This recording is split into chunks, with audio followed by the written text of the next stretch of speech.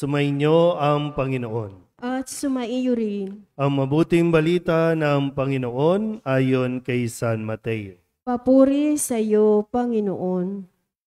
Noong panahong iyon, pagpasok ni Jesus sa Capernaum, lumapit ang isang kapitang Romano at nakiusap sa kanya, "Ginoo, ang alipin ko po'y na paralysis.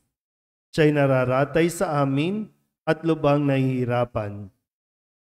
Paroroon ako at pagagalingin siya," sabi ni Jesus. Ngunit sumagot sa kanya ang kapitan, "Ginoo, hindi po ako karapat-dapat na puntahan pa ninyo sa aking bahay. Sabihin po lamang ninyo at gagaling na ang aking alipin. Ako'y nasa ilalim ng mga nakatataas na pinuno at ako naman ay may nasasakupang mga kawal. Kung sabihin ko sa isa, humayo ka, siya'y humahayo, at sa iba, halika, siya'y lumalapit. At sa aking alipin, gawin mo ito, at ginagawa niya." Namangha si Jesus na marinig ito at sinabi niya sa mga taong sumusunod sa kanya, "Sinasabi ko sa inyo na hindi ako nakatagpo kahit sa Israel ng ganito kalaking panananig. Tandaan ninyo, marami ang darating buhat sa silangan at kanluran at dudulog sa hapag na kasalo ni na Abraham, Isaak at Jacob sa kaharian ng langit." Ang mabuting balita ng Panginoon. Pinupuri ka namin, Panginoong Hesukristo. Maupo po ang lahat. Isang magandang gabi po sa inyong lahat.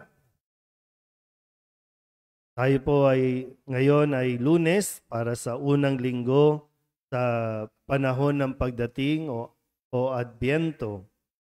At muli sa atin pong pinagninilayan na nawa ay maging handa tayo at paghandaan natin ang pagdiriwang ng kanyang unang pagdating at muling pagdating.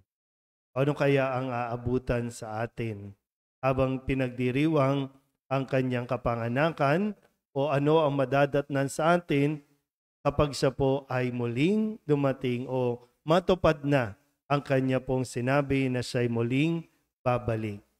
Tingnan po natin sa ating narinig na kwento sa ating ebanghelyo na kung saan mayroon pong isang Romano na nakiusap kay Jesus para sa kanyang alipin na paralyzed. Noong panahon ni Jesus o noon pa, pag sinabing alipin, ikaw ay binili. No?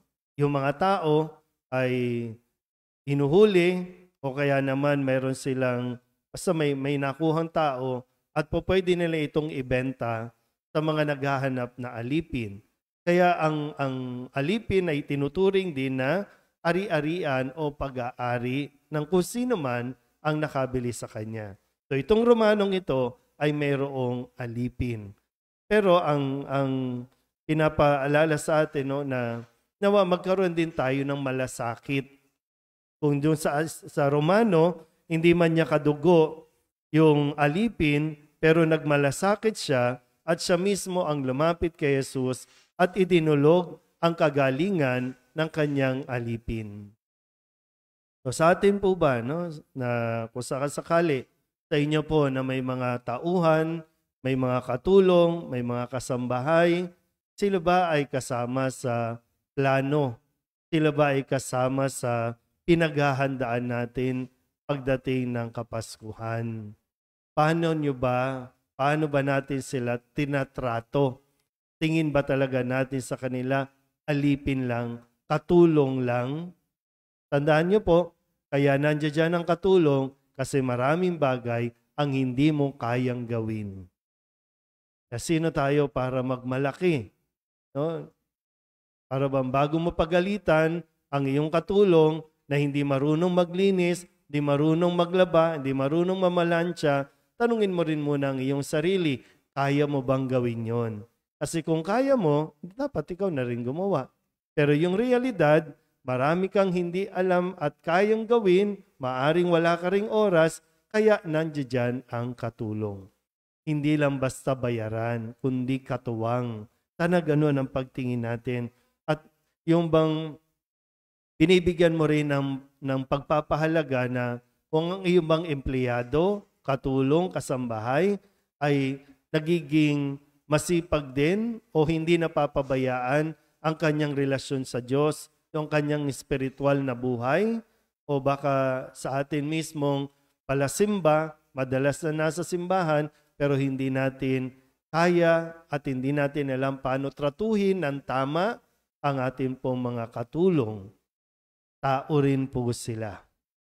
Bagamat naghahanap buhay, pero sana po mas makita natin na yun din ay bahagi ng kanilang misyon.